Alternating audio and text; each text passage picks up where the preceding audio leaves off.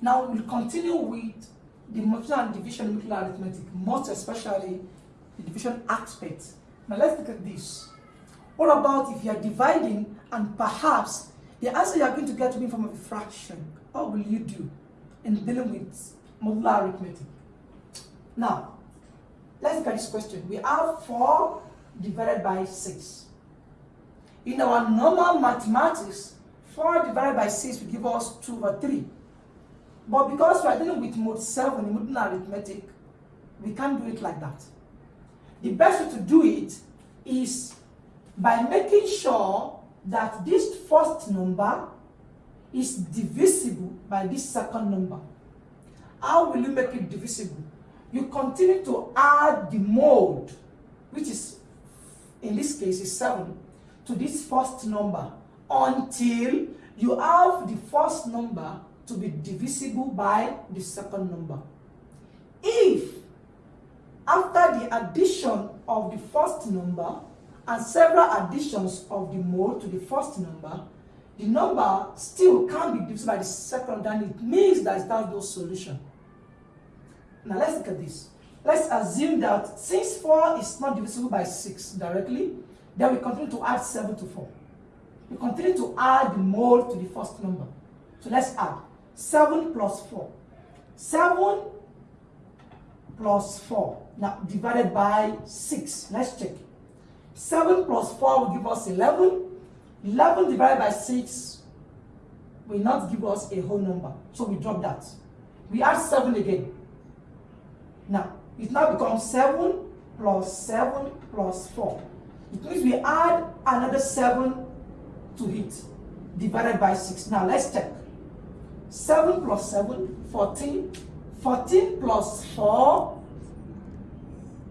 that's 18. Now, 18 divided by 6, that will give us 3. Now, this 3 now will now be your answer in mode 7. Therefore, 4 divided by 6 is equals to 3 in mode 7. The method remains that you continue to add the mode to the first number until you get a number that is divisible by the second number. Let's look at this. 5 divided by 4 also will give you a fraction. In fact, a mixed fraction, 1/1/4. But let's look at this in form of mode 3.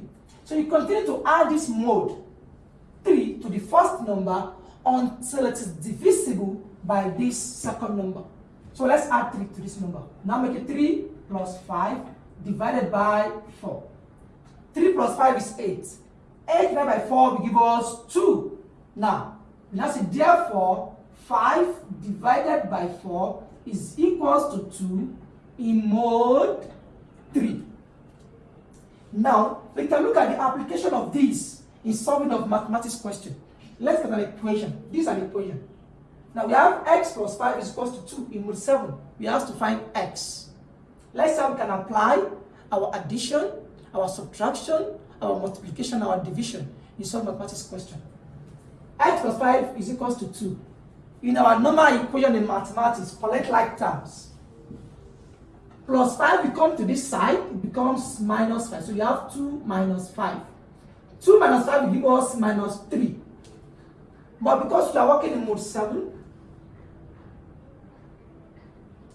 just as we have in our previous class, you continue to add this mode because we have a negative answer now.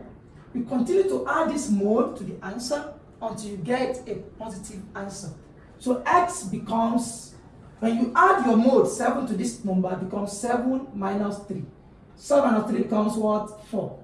So since you now have a positive number, that will be your answer. So it means x is equals to 4 in mode 7.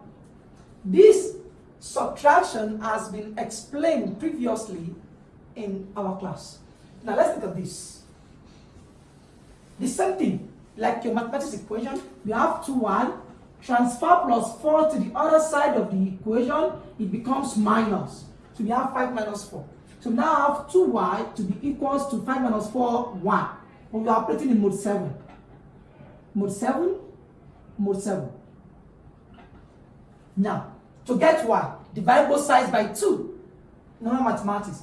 now have y to be equals to 1 divided by 2, which is something I'm saying 1 divided by 2 in mode 7. This is very similar to what we have here. So the same process. You continue to add the mode to the first number until it is divisible by the second number. So y becomes, by the time you add 7 to the first number, it becomes 7 plus 1 divided by 2. 7 plus 1 is 8. 8 divided by 2 will give us 4. Therefore, y equals to 4. And that shows the application of modular arithmetic in mathematics equation. This will be the place for you to stop for now. So we'll meet in our next class. Thank you.